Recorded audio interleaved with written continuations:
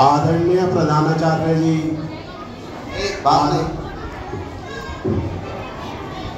आदरणीय अध्यापकगण, अध्यापिकागण, प्रधानाचार्य जी, शिव कुमार जी एवं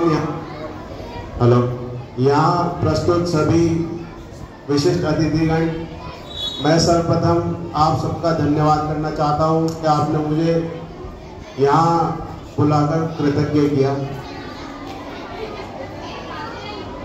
मैं आप सभी प्यारे बच्चों को बधाई देना चाहता हूँ हमारे 78वें स्वतंत्रता दिवस की, और आप लोगों के अनुशासनपूर्ण व्यवहार की। मैं भारत ही नहीं, भारत के बाहर भी कोई स्कूलों में पढ़ा हूँ और वहाँ मैंने ऑब्जर्व करा है, मैंने देखा है कि वहाँ पर और यहाँ पर हमारे यहाँ अनुशासन बहुत ही प्रिय है स्कूलों। और आप लोग जिस अनुशासन के साथ यह कार्यक्रम एंजॉय कर रहे हैं या देख रहे हैं, यह अपने आप में प्रशंसनीय है। और क्योंकि मेरे पिताजी और मेरे पिताजी के पिताजी सब सरस्वती शिशु मंदिर के पास आउट है, ग्रेजुएट है, तो मैं हमेशा से सोचता था कि इतना अनुशासन इन लोगों में कहाँ से आता है। यह अनुशासन आज देखते ही बनता है। आज पता लग रहा है कि अनुशासन स्कूलों में प्राइमरी एजुकेशन बेस क्लास से दिया जा रहा है। आप लोगों के ताली बजाने के स्टाइल से पता लगता है कि आप कितने अनुशासित हैं। हमारा देश जो कि वासुदेव कुटुंबकम की विचारधारा को मानता है, इसका अर्थ है दुनिया एक परिवार। अभी आप लोग बहुत छोटे हैं और आप लोगों के अंदर इतनी छोटी आयु से ही इतना अनुशासन, इतना विश्वास, इतना आत्मविश्वास पैदा करा जा रहा है, ये देखते ही बनता है। बहुत अच्छा लगता है कि हमारे देश में इतनी तरक्की से काम हो रहा है।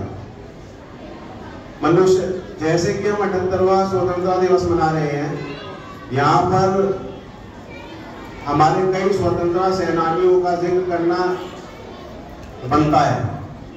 सुभाष चंद्र बोस, चंद्रशेखर आजाद, भगत सिंह, राजगुरु एवं बहुत सारे ऐसे स्वतंत्रता सेनानी हैं जिनको इतिहास के पन्नों में उनका नाम को कीर्ति नहीं मिली, पर ऐसा नहीं है कि उनका जो एफर्ट है वो विफल है। तो सबको मैं सच्चा नमन करता हूँ।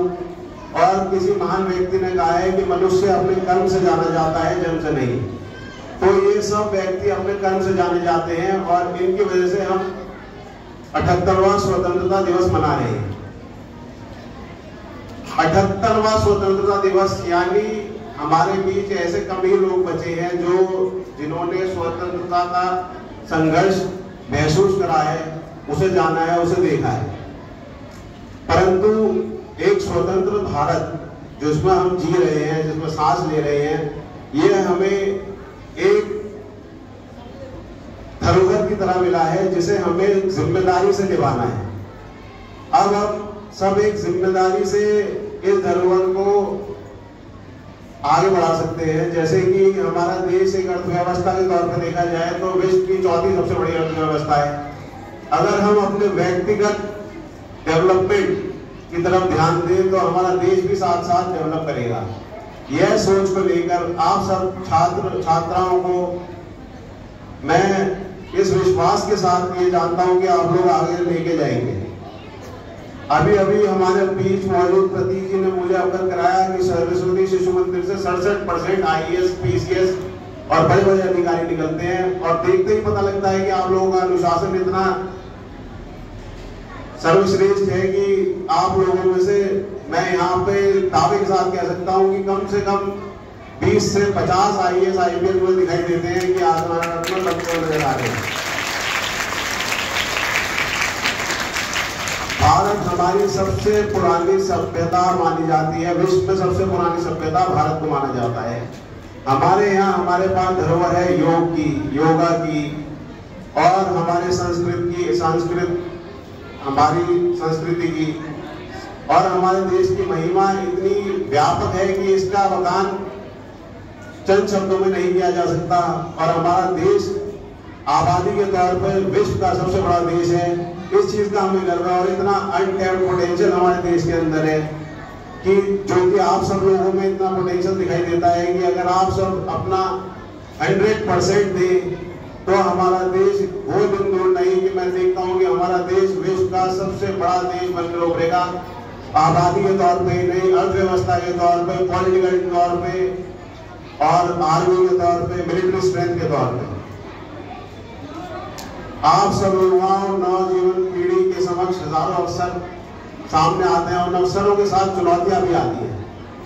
मेरा यह विश्वास है कि अगर आप सबका अनुशासन तो आपके पास है ही, अगर आप दृढ़ निश्चय कर ले, अपना आत्मविश्वास नहीं दिखने दे, अपना धैर्य और सोच के साथ अगर मेहनत करे जाएं तो आप लोग कहीं रुकने की जरूरत नहीं है। आप लोग जीवन में सफलता की हर ऊंचाई छूते चले जाएंगे और बढ़ते चले जाएंगे आगे। यह मेरा विश्वास है और मैं मानता हूं कि आप लोग बहुत ही प्रतिभाशाली और गतिशील देश की आने वाले कल है। हमारा भविष्य इस बात पर निर्भर करता है कि हम वर्तमान में क्या करते हैं। यह भी किसी बहुत वरिष्ठ आदमियों ने कहा है और मेरा यह मानना है कि आज आप सबको देखकर मुझे आप लोगों का उज्जवल भविष्य साफ दिखाई देता है। हमारा देश एक गौरवशील इतिहास के साथ साथ आज हम अपने इतिहास को तो गर्व करते ही हैं, पर हम आज को भी गर्व कर सकते हैं।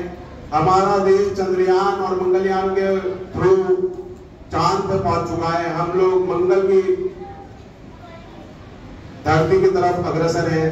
हम रिसर्च और डेवलपमेंट में बहुत आगे आ चुके हैं, परंतु यह इसका मतलब ये नहीं है कि हम आगे बढ़ना रोक दें। हमें गति को रोकने नहीं देना है, हमें गतिशीलता बनाए रखनी है, हमें प्रगति के रास्ते पे सशक्त होकर चलते रहना है।